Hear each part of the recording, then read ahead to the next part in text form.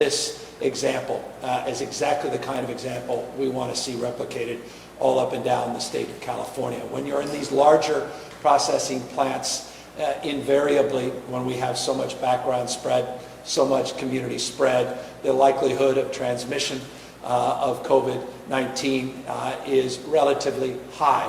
As a consequence, it's not the fact that an employee is tested positive, it's how we respond to that employee being tested positive and how we protect those co-workers, how we protect the entire business and the community those businesses are operating in. And the reason we came here is demonstrably this is a group that gets it and has been able to work collaboratively to get things done and partner again with local and state officials to allow these essential workers to continue to move forward and continue to generate opportunities not only for family members and those that are supporting their families, workers here, but as an economic engine again for Stockton and the broader county and state. So that's the reason we're here this afternoon, but we're also here intentionally for another purpose, and that's to build on what we announced on Friday. Talked a lot about the importance of protecting essential workers here in the state of California, protecting essential workers from the ravages of this virus and to maintain that structural integrity of an economy that disproportionately relies on those essential workers. I made this point on Friday. I'll make it again today. While we see positivity rate in the state of California growing modestly, we're seeing the total number of cases certainly growing, a number of people losing their lives, and I'll talk about that in a moment, also growing. It's not happening evenly in every part of the state. There are certain parts of the state, certain regions in the state, and certain sectors of our economy that are disproportionately impacted by the transmission of this virus. We're here talking today about the Central Valley. 8 counties that have R effective rates. Dr. Galley will remind you what R effective is in a moment when he speaks. R effective rates north of 1%. We have 8 counties where we're seeing an increase of infections. We have positivity rates in the Central Valley on the low end of 10.7%, in Fresno, Tulare, and Stanislaus on the higher end, 17.7% positivity rates.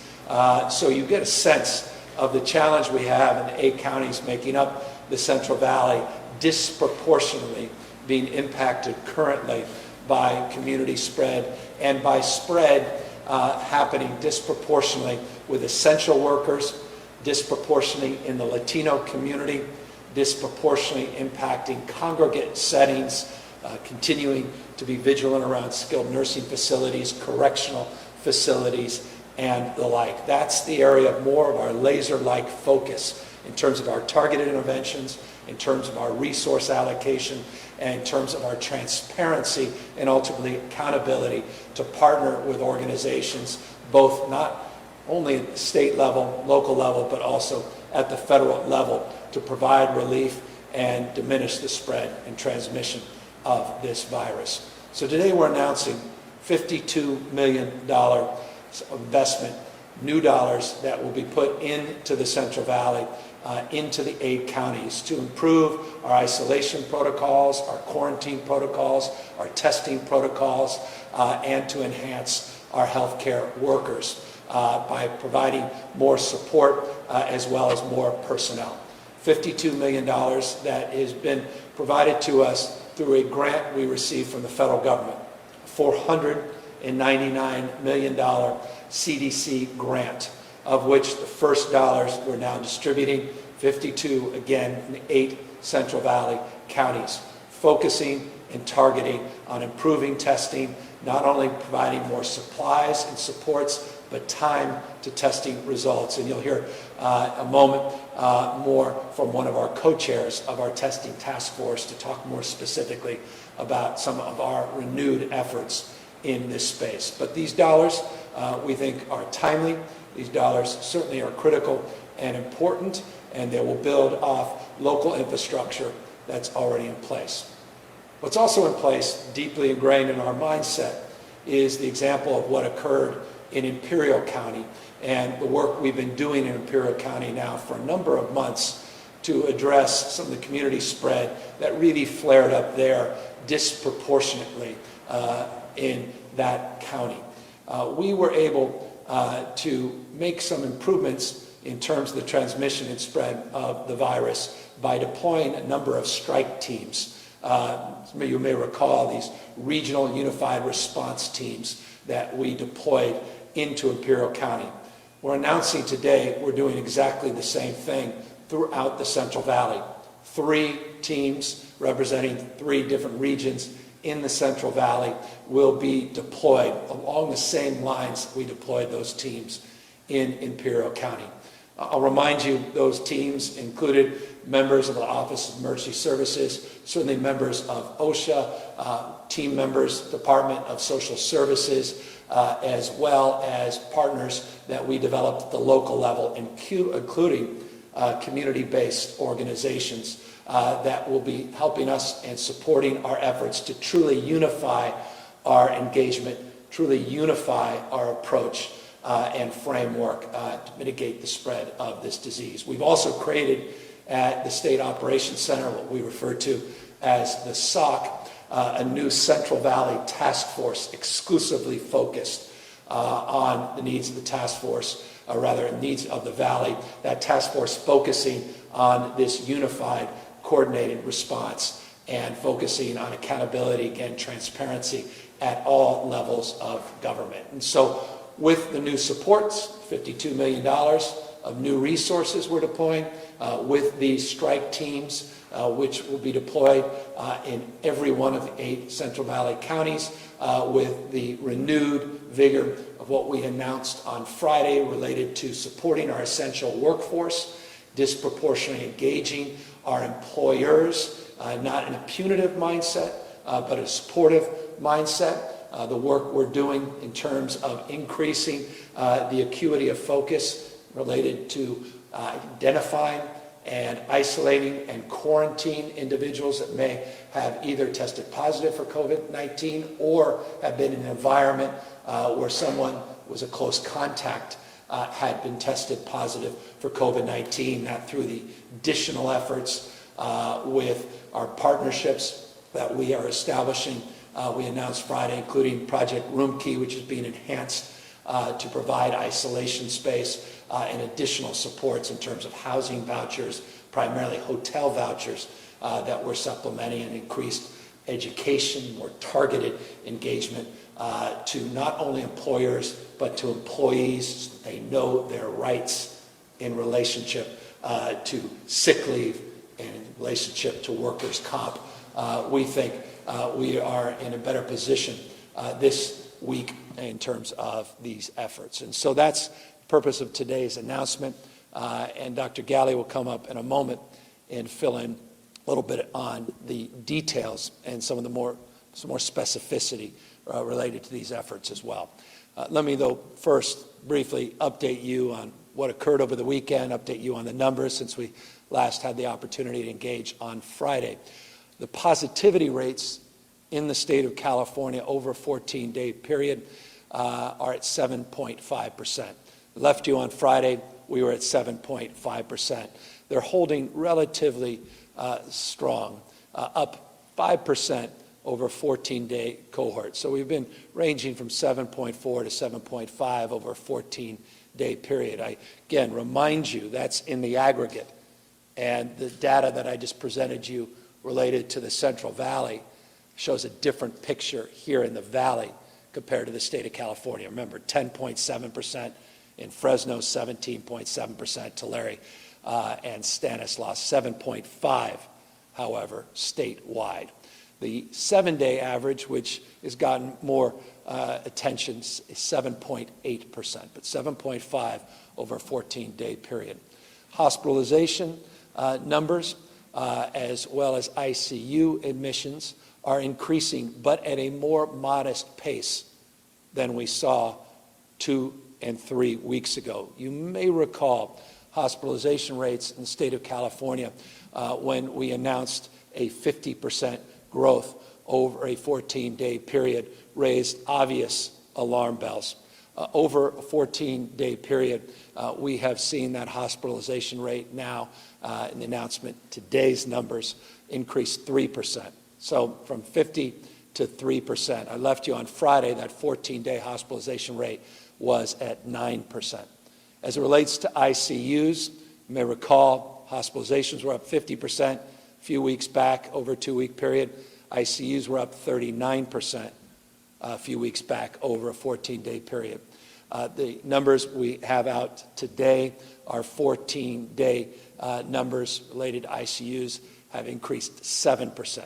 So from 39 to 7 on ICUs, from 50 down to 3% on the hospitalization. So again, we're seeing a growth rate, but we're seeing a modification, a decline in the rate of growth. It is not where we need to be, but it's progress indeed.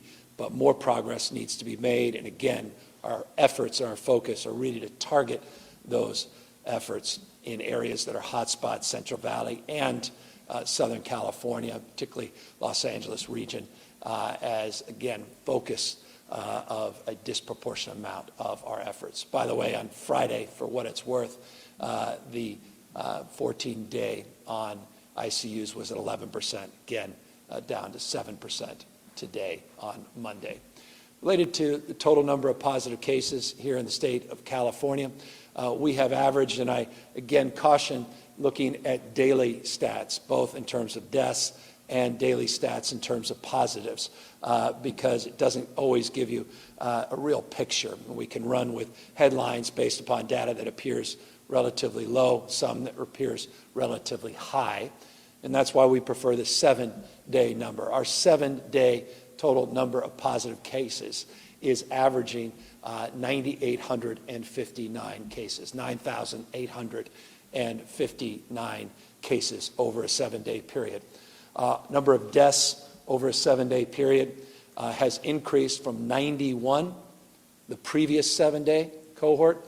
The last 7 days, our average number of deaths, tragically, is 109. So the total number of deaths certainly beginning to increase. Don't be misled. The numbers that we're announcing today are just 29 deaths. And I don't say just, because I am not naive about every one of those deaths being a loved one's lives lost and a family completely torn apart. And so our hearts go out to every one of those families. But 29 is today's reported number, but the 7-day average masks 109 average deaths per day. And I remind you, what more evidence do you need than that of how deadly this disease continues to be? How deadly this disease continues to be. For them some that say otherwise, these points of data and all of the pain and suffering these family members are going through is testament to a different reality. And please, let's wake up to that reality. Tests continue to rise in this state. Total number of people tested positive continues to rise in this state, and number of lives lost continues now to rise again, a trend line we've seen over the last few weeks. 109 average lives lost on a daily basis because of COVID-19. We tested 128,000 people yesterday, and we saw our total number of tests, those tested positive, just shy of 7,000. I think it was 6,891 to be exact, tested positive yesterday. Again, a positivity rate over a 14-day period at 7.5%. I know these numbers, forgive me, can be confusing, particularly when we don't have the benefit of all of that data on our slide deck. I encourage you, as always, to go to the COVID19.ca.gov website, COVID19.ca.gov website, and take a look at that data, not just data statewide, but data where you live, so you can understand the background rates, you can understand the community spread in your county, in your city proper as well. I want to, though, before I turn it over to Dr. Galley, just say a few things about this city, Stockton, and how proud I am of their mayor, Mayor Tubbs, who's really been leading the charge in this county. We're in a county that is struggling with an increase in the rate of infections and transmissions. A county, Stockton's in a county that is being challenged currently by staffing pressure in its hospital system, increase in the total number of cases in its ICUs, and that's why, because of Mayor Tubbs' leadership, because of his forthrightness, his willingness to really lead in many respects in this region, this is a part of the state where we have been able to get the support of the federal government and bring in these Department of Defense ICU healthcare teams. We now have 5 of the 8 teams. Those are the 190 personnel we got from the federal government that have come into the Central Valley, and notably, one of those teams is right here. And I want to just thank Mayor Tubbs for his leadership and for his demonstrable commitment that constantly is reminding all of us that good enough never is. And so we remain vigilant. We're trying to help decompress some of the stress within the hospital system with additional personnel. We recognize more personnel needs to be forthcoming. That's why it's important to note that $52 million commitment that we're announcing here today. But in addition to that, we continue to work to try to collaborate within the healthcare ecosystem. And remember, when one hospital is coming near capacity, that hospital is part of a system that has a coordinated capacity for mutual aid, not only within the county, but also outside the county. And so we're dealing with staffing flexibility. We're allowing for more of that. I think 64% of the 45 hospitals in the Central Valley have requested some flexibility on staffing. We're doing that to address some of the staffing anxiety, but we're also supplementing through some of the DOD personnel as well as Health Corps personnel, in addition to these strike teams that we've assembled that have many, many agency stripes, many that I referenced just a few moments ago. So, essential workers, a focus that really needs to be made on the Latino community, continue to do more and better to raise awareness and to educate young people. That cohort, 18 to 49, continues to see a disproportionate rate of growth in terms of infections and transmissions. And a reminder, before Dr. Galley comes up, as always, of the power and potency of this non-pharmaceutical intervention, wearing a face covering and a mask. We've been doing a lot of research, a lot of surveys, and in many respects, could just be anecdotal. While people have done, I think, a very good job, not universally, but disproportionately a very good job in their workplace environment wearing the masks, what tends to happen is we are also letting down our guard, not just at our workplace during breaks, during lunch, perhaps before and after work, but we're also seeing people that may be very, very vigilant in terms of face coverings at work, not be as vigilant when they're home with friends and family. And so another critical component of mitigating the spread of this virus is also reminding people, and you know we're educating, that was part of the announcement, and the new resources we're putting directly into this effort that we announced on Friday, but reminding people that friends and extended family, when you've been with people outside of your household and you're mixing, you're putting their lives at risk and your own life at risk if you're not wearing face coverings. And so, having just come through the weekend, that may have been you this weekend, where you're doing a great job today at work, but you may not have been as aggressive when Aunt Cindy came over and you hadn't seen her in 6 or so months, and she came right over as she always does and gave you a big hug and kiss without a mask on. And I know how difficult that is for all of us, and we're not going to blame anybody for that, particularly Aunt Cindy, for her expression of love and passion. It's just a reminder of the fact that we are in the midst of the first wave of this pandemic. And we have got to do what we did in the beginning, in the outset of this pandemic, and that is mitigate the spread, and we will. And we will do that much sooner if all of us maintain that vigilance and don't let our guard down, human though all of us are. And so again, I say this with absolute admiration and respect for everything we're all going through, many of you are going through at this moment. And so that moment has come. We're now asked Dr. Galley to come up, say a few words, and then he'll introduce you to someone he introduced you to a few weeks ago, our new co-chair. We're just blessed, epidemiologist who we're blessed to have on our team back from retirement, working to address the issue of shortages of supplies and more laser-like focus on testing. Dr. Galley?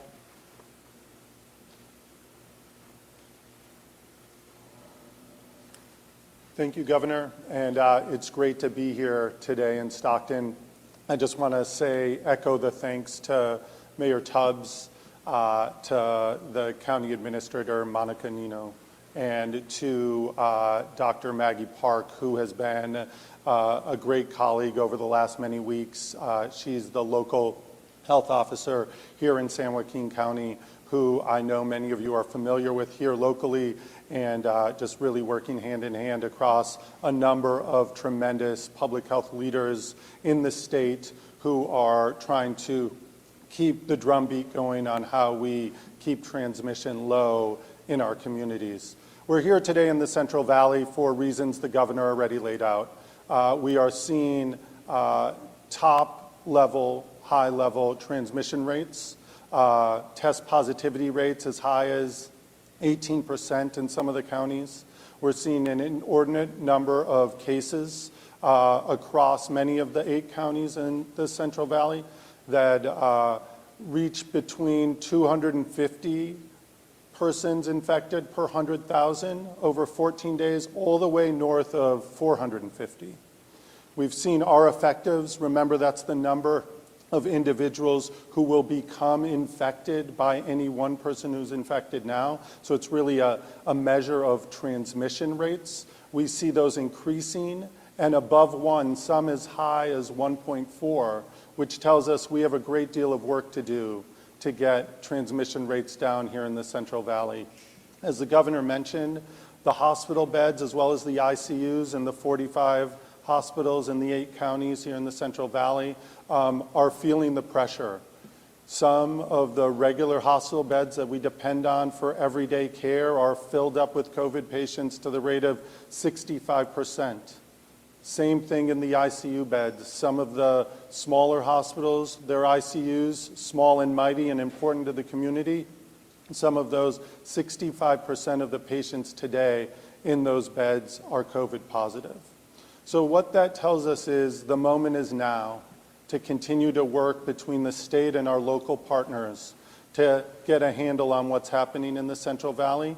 The unified response teams that the governor mentioned, led by Cal OES out of the State Operations Center, multidisciplinary teams across many state agencies that are putting sort of our feet where our mouth has been, right? Coming into communities, partnering with individuals like Dr. Park in her county and city colleagues to make sure that we're addressing everything, not just hospital surge capacity and whether we have enough staff and ventilators, but also way upstream, getting into places like Diamond, where we are today, where we know essential workers are part of the story of transmission, that we need to do more working with our labor partners here in the Central Valley, working with community leaders, all the way faith-based leaders, community groups, a number of the city and other local leaders as well, to make sure that our message around wear your mask, stay physically distanced, and reduce the level of mixing that we're seeing in our communities so we can get transmission rates down and really keep our communities protected over the long run. These unified response teams will have members of a number of different agencies, including our labor agency, our ag agency, our business agency, my agency, the Health and Human Services, with Department of Public Health, Social Services, Aging, a broad range of individuals who will come boots on the ground to work closely on every issue from hospitals to skilled nursing facilities to how we improve our messaging and communication, to increasing testing, to making sure that we have the staff necessary to do that contact tracing and disease investigation. And finally, and very importantly, building our efforts to make sure individuals who are positive can successfully isolate and quarantine in a safe and supported way so that we can reduce the lanes of transmission in our communities. Today's hospital numbers really came from infections weeks ago. So if we want the situation in the hospitals here in the Central Valley and throughout the state to improve, especially as we're knocking on the door of flu season and the normal amount of surge in those hospitals in the next few months, we need to do today, redouble down our efforts to improve our own behaviors, the behaviors in our community so we can get transmission down so these numbers in the hospital are reduced in the next few weeks. With that, I wanted to take a moment and invite back Dr. Gil Chavez, who just retired from state service at the end of last year. He immediately reached out as we were reaching out to him, offering up help. He's been with us since the beginning of our response to COVID. I recently asked him, and he agreed to be one of the new 2 co-chairs of our revitalized testing task force, focused not just on ensuring that we have capacity with testing in our state, but also that we're looking at equity and making sure we're targeting communities like the Latino community, other communities of color in parts of the state like the Central Valley where we know there's a disproportionate impact. That even though Latinos make up a certain portion of the population in each of the Central Valley counties, they make up a greater proportion, sometimes 20, 30% greater proportion, not just in the number of cases, not just in the number of patients in the hospital, but also in the number of deaths. So making sure that we're communicating clearly and concisely around messages that can reduce transmission, as well as ensuring that testing is in high quality and high amount within the Central Valley. So it's with great pleasure that I invite Dr. Gil Chavez to the podium to share a few words, not just about testing and the testing task force effort, but just what we need to be doing as a community at large to reduce transmission as we continue our battle against COVID across California. Dr. Chavez? Thank you, Dr. Galley. Thank you, Governor Newsom. I actually am going to switch gears and make my presentation in Spanish, if you don't mind. I am here today con una preocupación profunda sobre nuestra comunidad latina con respecto a la infección del coronavirus. Vengo aquí como representante, como miembro de nuestra comunidad, como padre, como hijo, como abuelo, para hablar un poquito sobre lo que podemos hacer los latinos para protegernos más unos a otros. Primero quiero agradecerle a la administración del gobernador por su interés tan profundo en nuestra comunidad y por la inversión que están haciendo de 52 millones de dólares en la zona en la que estamos ahora mismo del centro de California para tratar de combatir este problema más efectivamente. También con un poquito más de recursos del gobierno para que ayuden a las autoridades locales. También quiero reflejar un poquito, y mucha gente me pregunta, ¿cuáles son las estadísticas de los latinos con relación al COVID, al coronavirus? Y es una situación tan profundamente preocupante que la quiero discutir un poquito. Cuando vemos las estadísticas a nivel estatal, vemos que los latinos comprenden casi el 45% de todas las muertes por coronavirus en el estado. Más importantemente, en algunos grupos por edad, la gente más joven, hay grupos que tienen casi el 70% de la muerte son en esos grupos de edad. También hay un mito de que dicen que la gente joven tiene infecciones del coronavirus muy leves y que no es gran problema. Les aseguro que en nuestra comunidad latina, las infecciones en la gente joven no son siempre triviales. Tenemos muchas infecciones en gente joven en edad reproductiva que resultan en la muerte. Entonces, este es un problema muy importante y muy profundo para nuestra comunidad. También quiero revisar un poquito, la gente me pregunta, doctor Chávez, ¿por qué es que los latinos estamos más afectados? Y en base a la investigación científica, al conocimiento que tenemos de los casos, hay 3 ideas fundamentales de por qué esto está sucediendo. Primero, tenemos en la comunidad latina una gran proporción de enfermedades crónicas, sobre todo en la gente de edad avanzada, diabetes, hipertensión, obesidad y otras enfermedades que nos ponen a más alto riesgo de la infección y más alto riesgo de que nos enfermemos severamente si nos da la infección. Segundo, vivimos en situaciones familiares y personales que muchas veces aumentan el riesgo. Yo tengo familia, tengo amigos en que en una casa vive la abuela, vive el papá, vive la mamá, viven los hijos, viven los sobrinos.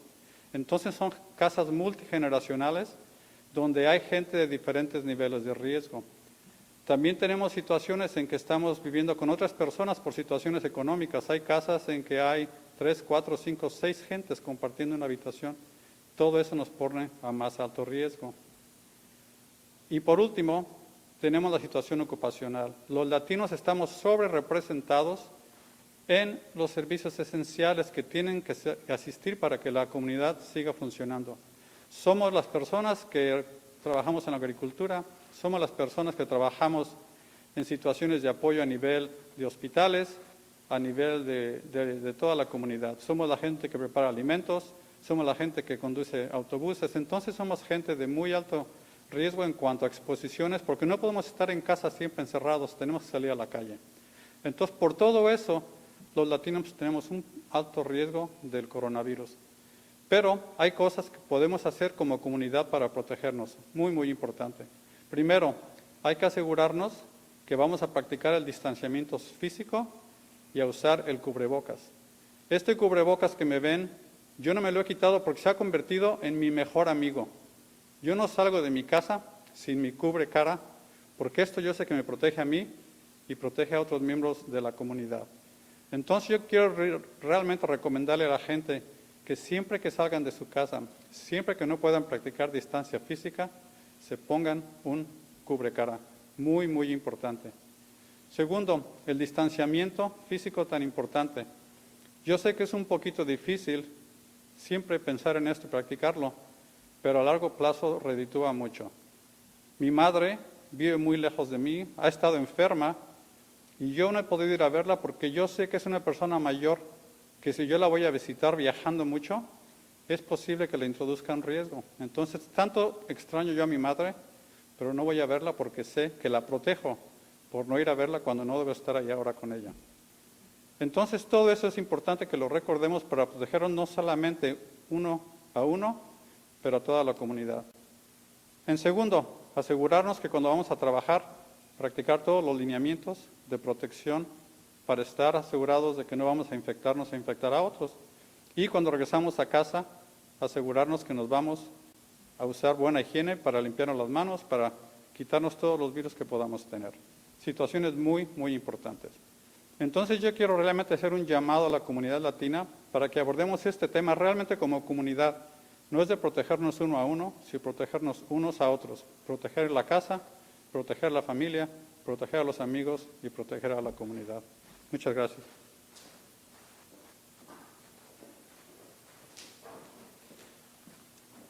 Thank you, Doctor. And again, thank you for all your leadership and support on this testing task force. And I'll remind you, a few weeks ago, Dr. Chavez was announced as one of our 2 co-chairs of a new testing task force effort. You may recall 100 or so days ago, a little over 120 or so days ago, we were averaging about 2,000 tests a day.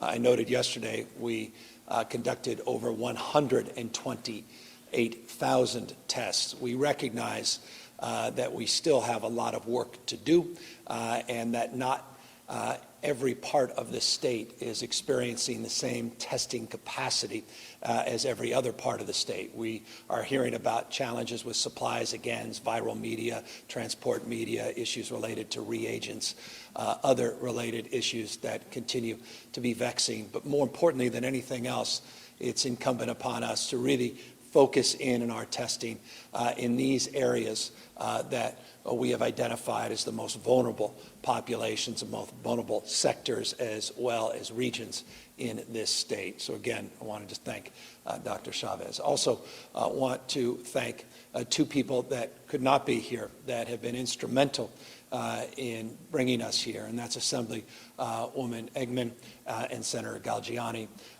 The legislature has to confer and meet as it relates to the distribution of these $52 million of new funds into the Central Valley. I want to thank them for their leadership and their support of that effort. I want to thank many of the other elected officials, representatives in the Assembly and Senate as well, for their counsel and advice as it relates to distribution of funds.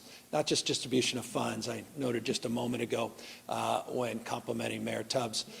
Fact is, we have those resources coming from the federal government, and those resources and the decision-making is guided by local decision makers, and they are instrumental in those efforts as well.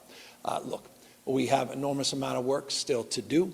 Not only here in the Central Valley, not just other parts of this state, but all across the state of California to ultimately vanquish this disease.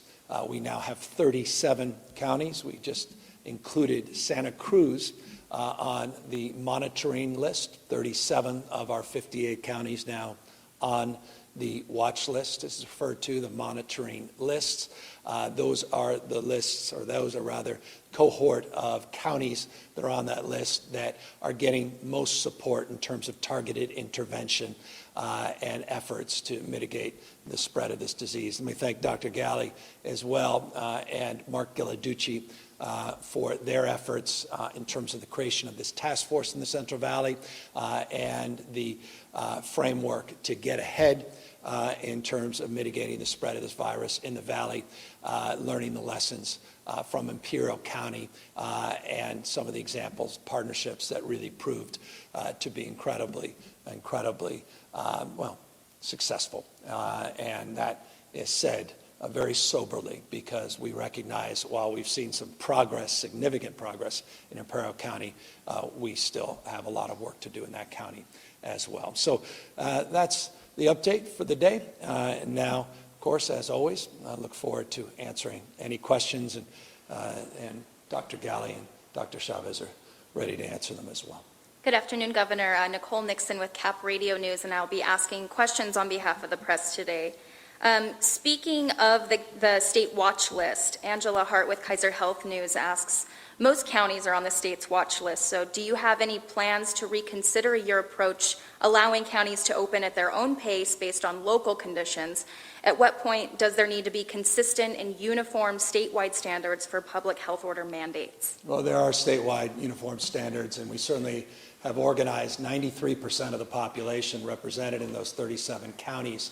But there are counties that are not represented on that watch list. There are unique conditions that exist and persist within that cohort of 37. Let's just, for example, pick the 8 counties here that make up the Central Valley. Even within the Central Valley, you have positivity rates, 10.7% in Fresno, and Dr. Galley just referenced as high as 18%, 17.7% in 2 counties.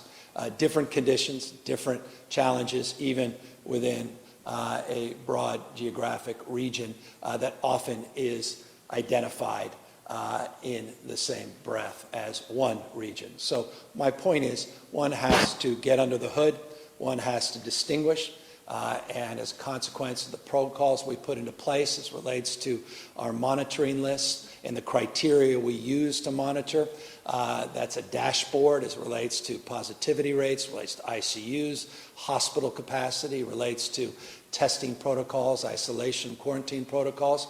Each county has their different capacity, different needs, and different expertise. All of those will be assessed on an individual basis as it relates to the further modifications of the same.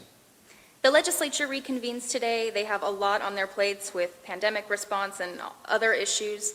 Have you spoken to legislative leaders about a possible special session, and would you call one if there is not enough time for them to get through everything? Yeah, as needed, we'll consider it, but as needed. And right now, I have not called for one. It's just suggestive of our current position, but again, it's a dynamic process, and we'll be adaptable and we'll be flexible, and we could not be more proud of the partnerships and the leadership of both the Assembly and the Senate. Legislative Democrats unveiled a $100 billion stimulus package today. Have you spoken with any lawmakers about this plan? And if so, just want to get your reaction to it. I haven't had a chance to review. There were a number of modifications that were made recently. I haven't had a chance to review it in any detail. I'd be remiss to comment until I have a chance to review the details, and happily will make our position well known, and appreciate again the leadership, Senator Hertzberg in particular, going back now many, many months, and his commitment to economic growth, economic development, but also to a paradigm of focus on inclusion, growth and inclusion. And that's foundational in terms of any package that needs to move forward. We have to include a framework of bringing people along as we reopen our economy and as we grow our economy. A couple questions for you, maybe Dr. Galley or Dr. Chavez. Want to go back to the updated testing standards. One, have those new guidelines made meaningful changes in who is getting tested or allowed us to better understand and contain outbreaks? And if not, why not? And also, can you clarify how the new guidelines apply to individual people who want to get tested? Is the state still advising anyone who wants a test to get one? Are you still encouraging everyone to go to the state-run testing sites? No, it's an opportunity, again, to have a chance to remind people of what the new protocols and procedures and priorities are. And now we have our co-chair and the head of HHS will do just that.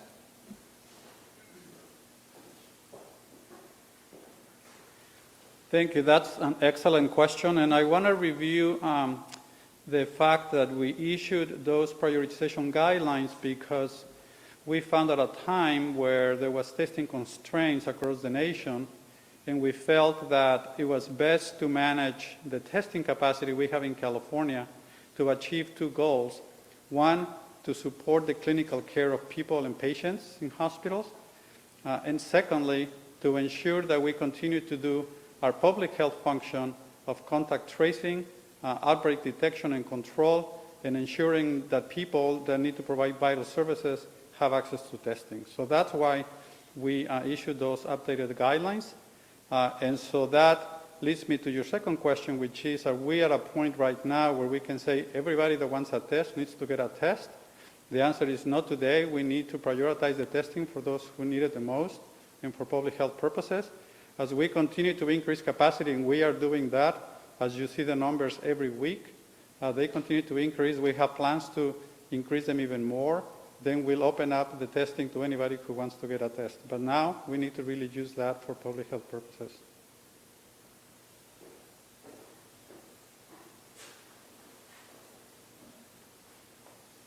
Just to pick up on one other part of your question, which have we started to see a difference now that we have the new testing guidelines there? We have seen for certain facilities where the test turnaround time was really increased, that the prioritization of certain patients and people with symptoms are now getting their test results a little bit faster. We hope to see that improve over time so that we can deliver on exactly what Dr. Chavez said and use the power of testing to give early and quick diagnosis so that we can not only take care of patients in hospitals and other settings better with thoughtful treatments as it relates to COVID, but that we can give that information to people who wondered if they'd been exposed, are positive, so that they can effectively quarantine and isolate from others so that we can reduce transmission across the state. And as I previewed on Friday, tomorrow we'll be announcing some new innovation, or these strategies for innovation in the testing space.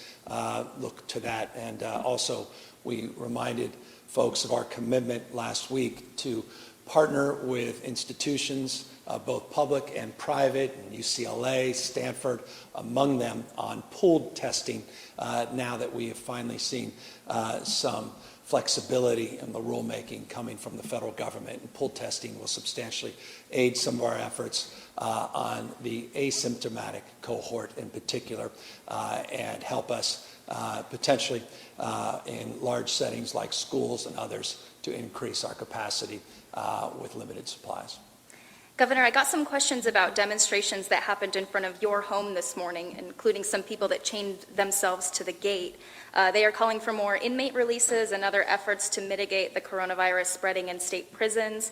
First, just want to get your reaction to these demonstrations at your home. And second, does more need to be done to keep the virus from spreading and inmates dying in custody? We've been making a lot of progress in this space. As many of you know, a number of months ago, we announced a cohort of 3,500 prisoners that were nearing their release date, and we moved to expedite that release in a methodical way in partnership with counties, our probation, parole, personnel, and the like. I recently announced an additional cohort of 8,000 individuals. Today, we have just shy of 111,000 individuals in the CDCR system, our California State Corrections System. That's about 12,000 less than it was just a few months ago. So we're moving in a methodical way, but a judicious way, and we have a criteria that's bracketed in terms of those that would be eligible for early release, and we have a responsibility to those individuals as well as the community, victims, families, and the like, to do so in a thoughtful way. The worst thing we can do is mass release, where people are just released out to the streets and sidewalks, and end up in benches, end up in parks on the side of the road. And that's not compassion. That would be compounding a problem, making a problem, in fact, worse. So we are working diligently, aggressively, and very methodically, but in a targeted way, and we're working in partnership with not only the federal receiver, but federal representatives, including a federal judge who has really been proactive and has been an incredible example in terms of his fortitude and his desire to keep people safe within our system, at the same time to keep everybody else safe outside of the system. And then finally, I wanted to ask about sports. With the coronavirus outbreak on the Miami Marlins already putting the new and the Major League Baseball season at risk, do you think it's safe to allow pro sports teams to play here in California, even without fans in the stands? Well, there's protocols and procedures. I've had a lot of conversations with Major League Baseball, both with some of our local, meaning statewide representatives, owners, and the like, but also with Commissioner of Major League Baseball. I haven't been shy about this. You go back to comments I made many months ago, and sort of anticipatory comments of concerns, not just with baseball, basketball, particularly contact sports like football, and my concern about outbreaks and having to cohort, isolate, quarantine individuals, and what that would do to not only Major League sports, but also sports as it relates to sports that so many of us as parents love and are thrilled by, and that's ones that our children participate in our K through 12 education system, and of course our system of higher education. As you saw, our K through 12 education system put out new guidelines as it relates to sports and pulling the leagues or pushing the leagues back into the fall and into the new year. We'll be putting out subsequent guidelines on team sports even outside of our K through 14 and higher education system. But we continue to work collaboratively, county by